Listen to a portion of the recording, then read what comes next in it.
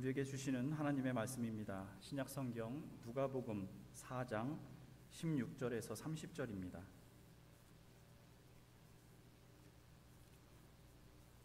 누가복음 4장 16절에서 30절 말씀입니다. 우리 본문이 조금 긴데요. 저와 여러분들 한 절씩 교독하겠습니다. 누가복음 4장 16절에서 30절입니다. 예수께서 그 자라나신 곳 나사렛에 이르사 안식일에 늘 하시던 대로 회당에 들어가사 성경을 읽으려고 서심해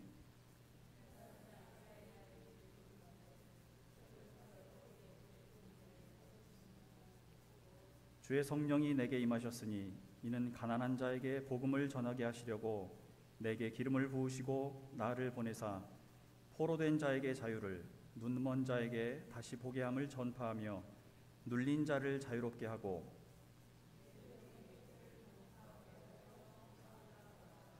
책을 덮어 그 맡은 자에게 주시고 앉으시니 회당에 있는 자들이 다 주목하여 보더라.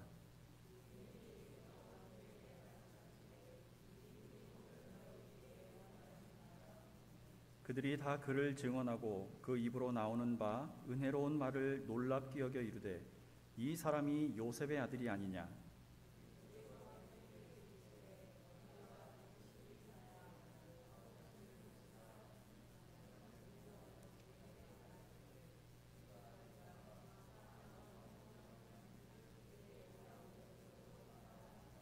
또 이르시되 내가 진실로 너희에게 이르노니 선지자가 고향에서는 환영을 받는 자가 없느니라.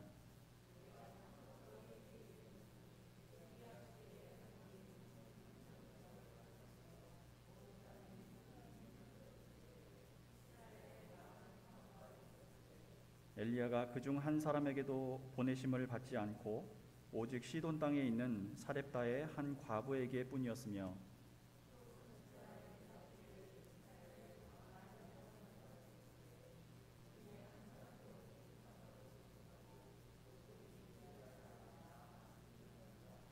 회당에 있는 자들이 이것을 듣고 다 크게 화가 나서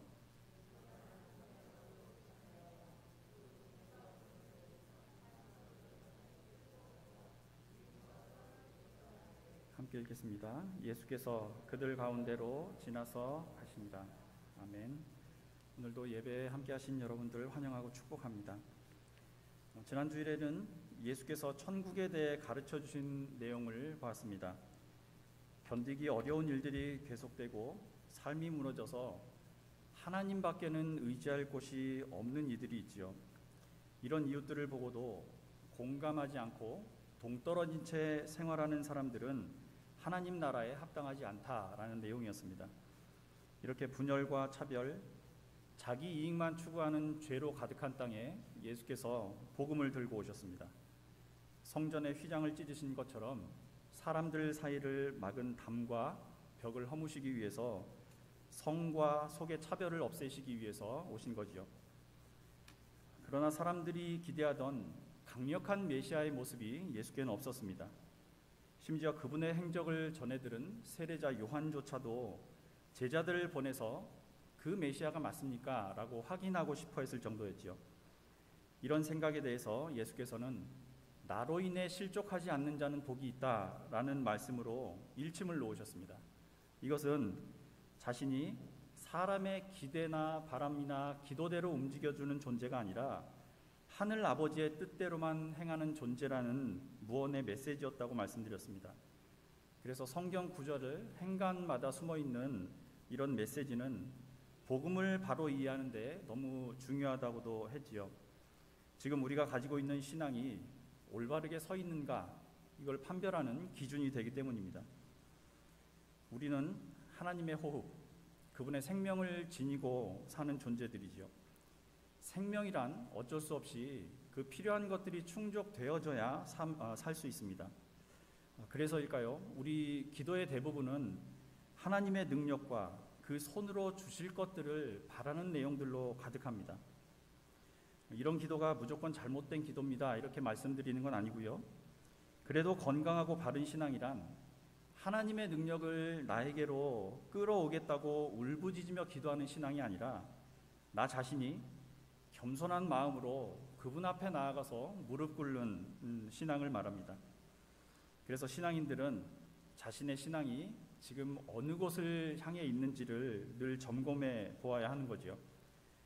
자신의 욕심을 말씀으로 치장해서 성공을 탐하고, 그래서 보암직도 하고 먹음직도 할 만한 큰 교회가 되면 수단 방법을 가리지 않고 자녀들에게 대물림하는 종교 지도자들에게는요, 더 이상 하나님을 두려워하는 마음이란 없습니다. 자녀들의 안정된 미래를 꿈꾸는 부모들의 마음, 그리고 그 신앙심을 이용해서 제 입속을 채우고자 하나님의 이름을 이용하는 사람들도 마찬가지겠지요. 성경은 우리가 하나님을 닮아가야지, 반대로 우리의 바람과 원하는 모습을 먼저 그려놓고 그것들이 충족되면 하나님이 주신 것이라고 교묘하게 포장하는 행위에 대해서 분명히 우상이라고 말합니다. 우리가 아무리 하나님을 찬양하기 위해서 이것을 만들어냈습니다 라고 말을 해도 가증스러운 금송아지 형상에 불과하다는 거지요. 그래서 우리 신앙에는 방향이 중요합니다. 우리의 신앙은 그분의 능력을 우리에게 당겨오는 신앙이 아니라, 방향이 아니라 우리가 그분께 나아가는 방향으로 맞추어져야 되는 거죠. 내가 손에 쥘 수 있는 힘과 물질과 성공이 커지면 커질수록 그분을 신앙하는 증거도 더 확실해지는 것이라고 가르치는 번영신학은요, 바른 신학이 아니라, 바른 복음이 아니라 우리 욕심을 보기 좋게 치장해 놓은 우상입니다. 그분께서 내 삶에서부터 빼어내 버리기를 바라시는 것이 무엇이고 앞으로 어떻게 살아야 할 것인지를 분별해 가는 것이 좋은 신앙이죠. 그분께 나아가 겸손한 마음으로 엎드리는 바른 신앙을 가진 저와 여러분들이 되시기를 예수님 이름으로 축원합니다. 이번 주일은 설이 있는 설 주일이죠. 다들 고향으로 가셔서 그리운 이들을 만나고 싶으실 겁니다.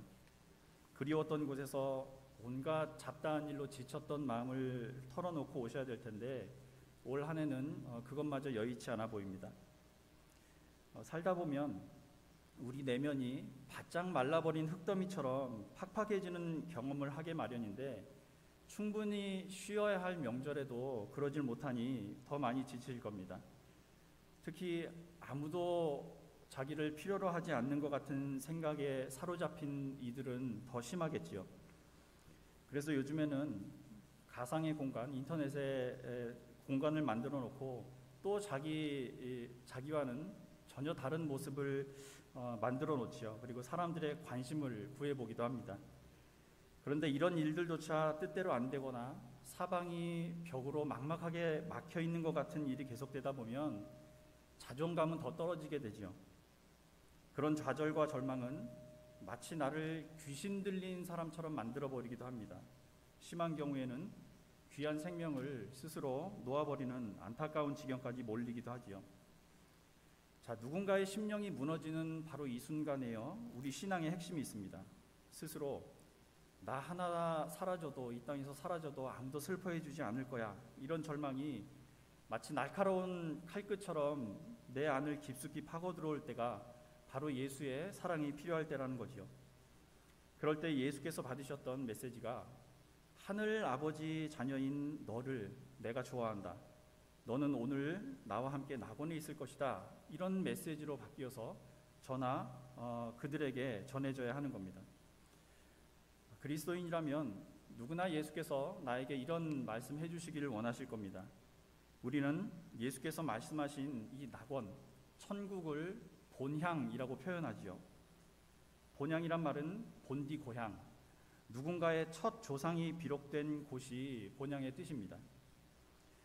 이 본향 또는 고향이란 단어에서 유난히 따뜻함이 느껴지는 이유가 있죠. 어릴 때부터 사랑을 받고 살던 익숙한 장소이기 때문입니다. 꼬맹이 시절부터 나와 내 가족들을 보아왔고 그 시절을 기억해주는 따뜻한 사람들이 있기 때문이죠. 그래서 언제 어떤 모습으로 돌아가도 나를 어머니 품처럼 품어줄 것 같은 느낌이 들기 때문에 고향이 포근하게 느껴집니다. 그래서 한 시인은 그런 고향을 떠올리면서 이렇게 노래했습니다. 고향에선 눈 감고 뛰어도 자빠지거나 넘어질 땐 흙과 풀이 안아준다. 우리들 중 넘어지거나 자빠지려는 분들이 계시다면 그때마다 주님께서 고향처럼 붙들어 주시고 안아주시기를 소망합니다. 평생 이런 주님을 굳게 신뢰하며 사시기를 바랍니다. 우리에게는 힘든 일이 있을 때마다 반드시 의지할 누군가가 있어야 합니다. 그게 인간이지요.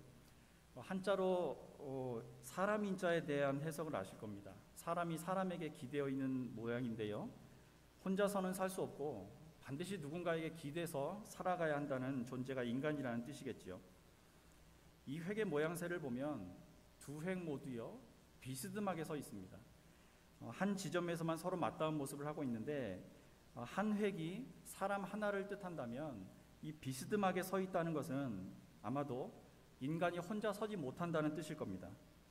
이렇게 서로 의지하고 기대거나 붙들어주며 살아야 하는 것이 인간이라는 의미를 담아서 아마 이런 글자를 만들었을 겁니다.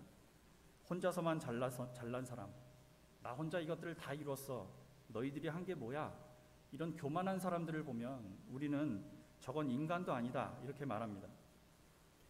오래전 구약시대에 살던 한 지혜자도 이런 것을 깨달았지요. 그래서 인생들에게 변함이 없으신 하나님을 의지하라고 충고했습니다. 잠언 3장 5절에서 6절입니다. 너의 마음을 다하여 주님을 의뢰하고 너의 명철을 의지하지 말아라. 내가 하는 모든 일에서 주님을 인정하여라. 그러면 주님께서 내가 가는 길을 곧게 하실 것이다.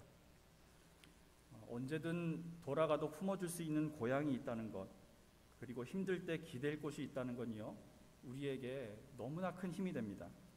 삶이 지칠 때마다 주님께 기대어 그 지친 마음을 내려놓으시고 쉼을 얻으시고 다시 새 힘을 공급받으시는 행복한 신앙인, 그리고 복된 가정이 되시기를 바랍니다. 우리가 이렇게 하나님께 기대어 쉼을 얻는 것은요 너무나 중요합니다. 그러나 성숙한 신앙인들이라면 결코 이 쉼에서만 머물러서는 안 됩니다. 지난 주일에 파송의 시간에 드렸던 말씀인데요, 다시 한번 보겠습니다. 마태복음 5장 14절과 16절입니다. 너희는 세상의 빛이다. 산 위에 세운 마을은 숨길 수 없다. 또 사람이 등불을 켜서 말 아래에다 내려놓지 아니하고 등경 위에다 놓아둔다. 그래야 등불이 집안에 있는 모든 사람에게 환히 비친다. 이와 같이 너희 빛을 사람에게 비추어서 그들이 너희의 착한 행실을 보고 하늘에 계신 너희 아버지께 영광을 돌리게 하여라. 참된 신앙인이 누구라고 합니까? 사람들에게 밝히 드러나는 사람입니다. 다른 사람들의 인생을 밝게 만들어주는 사람이 참된 신앙인이라는 거지요. 예수께서 그러셨던 것처럼 우리도 내가 겪었던 것과 똑같은 어려움, 똑같은 아픔을 겪고 있는 누군가 답답한 마음을 와서 털어놓고 그 지친 마음을 기대어 잠시라도 쉴 수 있는 쉼터가 되어주는 데까지 성장해 가야 참된 신앙인, 진짜 장성한 신앙인이라는 말입니다. 자, 이것이 어떻게 가능합니까? 우리가 어떻게 그렇게 살 수 있습니까? 성경은 대답합니다. 예수의 마음을 품으면 가능하다라고 말입니다. 예수의 마음이 그것들을 가능하게 한다는 겁니다. 바울의 교훈입니다. 빌립보서 2장 5절입니다. 여러분 안에 이 마음을 품으십시오. 그것은 곧 그리스도 예수의 마음이기도 합니다. 이 전구절을 보겠습니다. 3절과 4절입니다. 무슨 일을 하든지 경쟁심이나 허영으로 하지 말고 겸손한 마음으로 하고 자기보다 서로 남을 낮게 여기십시오. 또한 여러분은 자기 일만 돌보지 말고 서로 다른 사람들의 일도 돌보아 주십시오. 우리는 공부를 하거나 직장에 다니거나 가정이나 교회에서 맡은 일들을 할 때 경쟁이나 허영이 아니라 하나님께 내 지금 이 수고를 드린다라는 마음을 가지고 해야 합니다. 거기에 같이 일하는 사람이 아무리 배운 것 없고 허름해 보이고 하찮아 보여도 그 겉모습에 매몰되어 판단하지 말고 그에게 지금 있는 하나님의 형상이 무엇인지, 저 사람을 통해 내게 주시려는 인생의 교훈은 무엇인지를 매 순간 살피면서 그를 존중하는 마음까지 더해진 채 생활을 해야 된다는 거죠. 오늘 본문에서 유대인들이 예수께 저질렀던 실수가 바로 여기 있었습니다. 그들은요 메시아신 예수님과 마주했습니다. 그런데 예수님의 하찮은 출신, 배경, 배움, 옷차림이나 불결한 사람들과 먹고 마시는 겉모습을 먼저 보았습니다. 그래서 예수 안에 있던 하나님의 뜻, 그 능력과 의로움과 천국 복음을 보지 못하고 배척해버리고 말았지요. 그리고 결국 자기 마을에서 쫓아내기까지 했습니다. 예수님은 그 놀라운 가르침에도 불구하고요, 늘 출신 때문에 이렇게 무시를 당했습니다. 갈릴리 지역 밖에 살던 사람들은 자기들끼리 보이지 않는 장벽을 쳐놓고요, 그런 동네에서, 그런 천한 동네에서 무슨 선한 것이 나올 수 있느냐 이렇게 말했습니다. 이들이 갈릴리 지역 사람들을 무시하는 데는 나름 역사적인 배경이 있습니다. 솔로몬이 죽고 난 후에 이스라엘이 북이스라엘 그리고 남유다로 갈라지지요. 특히 북왕국은 아시리아에게 멸망을 당했는데요, 그 후 한 600년 정도 다른 나라의 지배를 계속 받았습니다. 지역의 주인이 자꾸 바뀌다 보니까 포로로 끌려가는 사람들이 생기고 밖에서 이주해 들어오는 사람들이 생겼습니다. 당연히 혼혈이 많을 수밖에 없었고 다양한 문화들이 서로 섞였지요. 순수 혈통을 중요하게 여기는 유대인들에게 이 지역은 비록 자기 민족들이 살고 있는 곳이었지만 이방인들이 사는 곳이나 다름이 없었습니다. 그래서 이방의 갈릴리라고 표현했습니다. 우리 어감으로 하자면 저 천하고 버려진 동네, 쓰레기 같은 동네, 이런 정도 될 것 같습니다. 그런데 오늘 장면에는요, 더 기가 막힌 일이 벌어집니다. 예수께서 광야에서 마귀의 시험을 물리치고 난 후에 나사렛 회당에 들어가셨습니다. 그리고 그곳에서 이사야서 말씀을 읽으시고 그 말씀이 오늘 이루어졌다 이렇게 선포하시죠. 그리고 이 말을 들은 사람들이 예수님을 보고 이렇게 수군거립니다. 22절입니다. 사람들은 모두 감탄하고 그의 입에서 나오는 그 은혜로운 말씀에 놀라서 이 사람은 요셉의 아들이 아닌가 하고 말하였다. 이 회당에 모여있는 사람들은 예수님의 가정, 부모, 그의 어린 시절까지 모두 알고 있는 고향 사람들이었습니다. 이들이 그때까지 보았던 모든 것들이 그들의 눈과 마음을 가려버린 거지요. 예전에 우리나라도요, 학교에서 학생들 가정 환경을 조사할 때가 있었죠. 집이 자가인지 월세인지, 자동차가 있는지 피아노가 있는지, 부모의 직업은 뭐고 재산의 동산은 얼마고 부동산은 얼마인지 매우 상세하게 묻는 조사서가 있었습니다. 그리고 그런 종이가, 조사한 용지가 선생님들에게 전달되고 난 후에는 교실에서 이상한 묘한 분위기가 만들어졌지요. 선생님들의 달라진 대우는 빼더라도 어떤 아이들은 이유도 모른 채 주눅이 들었고요, 또 어떤 아이들 목소리는 교실에서 더 커졌습니다. 어른들의 바르지 못한 생각과 기준으로 아이들이 교실 안에서 재단을 당한 거지요. 그리고 그런 경험을 했던 아이들이 지금 이렇게 기성세대가 되어서 자녀들을 키우며 살아갑니다. 여전히 무엇이 바른 생각이고 무엇이 버려야 할 이념인지를 분간하지 못하는 많은 어른들이 있죠. 이렇게 사람을 구별하고 줄을 세우던 기준들이 마치 잡초처럼 우리 마음밭과 공동체를 망가뜨리고 있는 동안 바른 길을 가야 한다고 외쳐야 했을 교회들은 어땠습니까? 잘 살아보자는 사회의 구호를 그대로 따라서 잘 살고 많이 갖는 것만이 하나님의 복인 양 잘못된 복음을 외쳐온 교회들이 많았습니다. 무엇이 도대체 잘 사는 것인가를 분별해 보지 않은 이 잘못된 복음들이요, 이제는 사회의 건강과 안전까지 위협하고 있습니다. 이 회당에서 예수님을 향해 내뱉은 이 사람들의 말에서는요, 어떤 호의적인 느낌도 받을 수가 없습니다. 야, 정말 어려운 가정에서 우리 고향을 빛내줄 위대한 인물이 나왔구나, 이렇게 현수막을 걸고 축하해 주는 것 같은 어감은 없고요, 오히려 아니 지까지 것이 뭘 한다고 저렇게 나서고 있는가, 이런 비웃음이 더 강하게 느껴지는 거지요. 야, 내가 어렸을 때부터 너를 이렇게 잘 알고 있다, 이런 경험과 지식이 그들의 눈과 귀를 완전히 막아버린 겁니다. 그 아버지 요셉의 직업과 그 가정의 형편을 아는데 그 아들이라고 해서 저렇게 많은 것들을 제대로 교육받았을 리 없다. 그러니 이들의 마음을 보신 예수께서 물러서실 리가 없지요.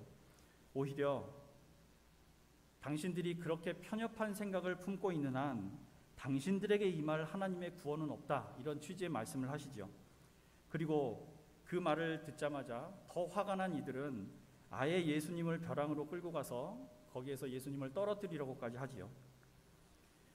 이들도 분명 이 나사렛 회당에 모인 사람들도 분명 갈릴리 바깥 지역에 있는 사람들보다 더 가난하고 지금껏 차별받아왔고 소외받고 무시당하며 살던 사람들이었습니다. 분명히 하나님의 관심을 더 많이 받을 만한 위치에 있던 사람들이었는데요. 그런데 이들은 자신들이 당했던 것과 똑같은 논리로 더 약해 보이고 없어 보이는 사람을 차별하고 억압하고 있는 겁니다. 이 나사렛 회당의 모습을 한번 머릿속에 그려보십시오. 이 회당의 상황은요, 지금 우리 모습과 전혀 다르지 않습니다. 우리가 사는 모든 곳에 여전히 이런 차별과 분열과 무관심이라는 보이지 않는 장벽들이 서 있지 않습니까? 자, 그럼에도요, 예수께서 이런 곳에서 나고 자라셨다는 것, 그리고 이런 버려진 지역에서 하나님 나라의 복음이 전해지기 시작했다는 건 너무나 놀랍고 깊은 의미가 있는 사건입니다. 그리고 이런 위대한 사건에 대해서도 우리는 우리 신앙의 성향에 따라서 이렇게 두 가지 해석을 내놓을 수가 있을 겁니다. 첫째, 이 땅에서 가장 낮은 자의 모습으로 오시기 위한 그분의 겸손이다. 둘째, 이들의 배타적이고 편협한 생각에도 불구하고 하나님의 특별한 관심과 돌봄이 이런 이들에게 더 가까이 있기 때문이다 라는 거죠. 이 두 가지 관점 중에서 우리가 또 어디에 초점을 두느냐에 따라서 그 사람의 신앙관도 완전히 달라집니다. 첫째, 예수께서 보이신 겸손만 강조되다 보면 우리는 하나님께서 인간의 몸으로 성육신하신 이 위대한 사건에 대해서 그건 그분이니까 가능했던 거야. 우리는 인간이라 이렇게 할 수 없어. 오직 그분만 할 수 있는 일이야. 우리는 그 일을 기념하고 기억하고 찬양하는 일에만 집중하면 돼 라고 여기는 신앙관을 갖기 쉽습니다. 이럴 경우에 복음서에서 증언하는 예수 그리스도의 모습은요, 감히 우리가 닿을 수 없는 너무나 거룩하고 우리와 동떨어진 분, 숭배의 대상, 예배의 대상으로만 높이 올려져 버리고 맙니다. 그러나 복음서 어디를 보아도요, 예수께서는 스스로 자신을 가리켜 나를 숭배해라, 나를 예배하라고 가르치신 적이 없으셨습니다. 그리고 두 번째, 후자의 중심을 두면 하나님의 관심은 내가 미처 보지 못했던 또는 의도적으로 보지 않으려 했던 이런 곳에 가 있었구나. 내 눈이 향하지 않았던 곳, 내가 마음을 닫아놓았던 이들에게도 관심을 두고 용서하고 받아들이라는 뜻이구나 라는 생각으로 이어집니다. 그러면 우리도 기꺼이 인간으로 오신 예수께서 하셨던 일들을 할 수 있고 해야만 한다는 신앙관을 갖게 되는 거지요. 지난주 TV를 보다가 한 방송에 나온 프로그램을 시청한 적이 있습니다. 코로나 시대를 지나면서 세계 여러 사회들의 상황을 전하는 다큐였는데요. 우리나라에서는 특별히 택배업에 종사하는 분들을 비교적 비중 있게 다루더라고요. 이 프로그램에서는 이 택배업을 하시는 분들이 의료인들과 함께 현재 한국 사회를 든든하게 지탱해주는 매우 중요한 역할을 감당하는 분들이라고 평했습니다. 하루 15시간에서 17시간을 일하면서 매일 300개에서 500개가 넘는 물건들을 우리 집 앞에까지 안전하게 가져다주는 이들의 수고 덕분에 사람들의 바깥 활동이 줄었고요. 그만큼 안전이 지켜지고 있다는 거죠. 그러나 이들이 지금과 같은 가혹한 노동을 계속하게 되면 조만간 이분들의 안전과 건강은 걷잡을 수 없이 무너져 내릴 거란 진단이었습니다. 그러면 바로 그 순간이 우리 사회에 진짜 위기가 닥치게 될 수도 있다는 거죠. 그래서 더 이상 낮아진 단가를 수량으로 메우기 위해서 더 많은 일을 하다가 지금처럼 과로사로 쓰러져 숨지는 일이 없도록 제도적인 장치가 절실하다는 결론이었습니다. 그런가 하면 이 같은 직종에 종사하는 분들을 보고도 한 학원 관계자가 배달원을 향해서 공부를 못하니까 할 줄 아는 게 배달원밖에 없다, 이렇게 모욕적인 말을 했다는 뉴스가 전해져서 많은 사람의 공분을 사기도 했지요. 예수께서는 그 시대에 가장 비천한 사람들의 한 가운데로 오셨습니다. 하나님의 특별한 관심이 있던 곳이죠. 그러나 오늘 본문에서 확인하셨듯이 그런 곳에서조차 예수님의 겉모습과 그 가정, 그 부모까지 모두 알고 있다는 선입견에 매몰되어서 정작 예수님 안에 있던 중요한 것은 보지 못하고 배척해버리는 모습을 보았습니다. 우리 내면에도 가진 것, 힘과 상관없이 크고 작은 이런 장벽들이 서 있을 때 예수께서 주시는 복음은요, 복음으로 받아들여지지 못합니다. 저거는 내가 원하는 걸 채워줄 수 있는 메시아가 아니야. 내가 원하는 기적이 아니야. 저런 가정에서 무슨 선한 게 나올 수 있겠어. 배운 것도 없는 저 사람이 뭘 알겠어. 오늘 예수께서는 가장 따뜻하게 쉬어야 할 고향에서조차 내몰림을 당하셨습니다. 우리 교회에서 신앙생활을 하고 계시는 분들만큼은 아무리 허름한 분들을 대하시더라도요, 그 겉모습에 매몰되지 마시고 그 안에 있는 하나님의 형상을 먼저 보는 귀한 눈을 가지시기를 바랍니다. 그래서 그런 분들이 모여있는 이 교회가 과거에 어떤 일, 어떤 삶을 살았던 이들이라도 언제든 찾아와서 고향 같은 따뜻함과 쉼을 얻어갈 수 있는 참 좋은 예수 그리스도의 몸, 바른 복음을 품은 건강한 교회가 되기를 소망합니다. 누구인지도 모르는 나그네를 정성 다해 대접했던 아브라함은요, 천사를 대접하면서 뜻밖의 언약과 복을 선물처럼 받았습니다. 내 곁에 있는 이들 누구라도 상관없이 마음 다해 정성을 다해 대하시는 복된 성도, 복된 가정이 되시길 바랍니다. 그래서 우리 교회가 누군가 넘어져도 흙과 풀조차도 안아주던 이런 고향 같은 따뜻한 공동체가 되시기를 예수님 이름으로 축원합니다. 골로새서 3장 23절에서 25절을 함께 읽고 마치겠습니다. 세 번역본입니다.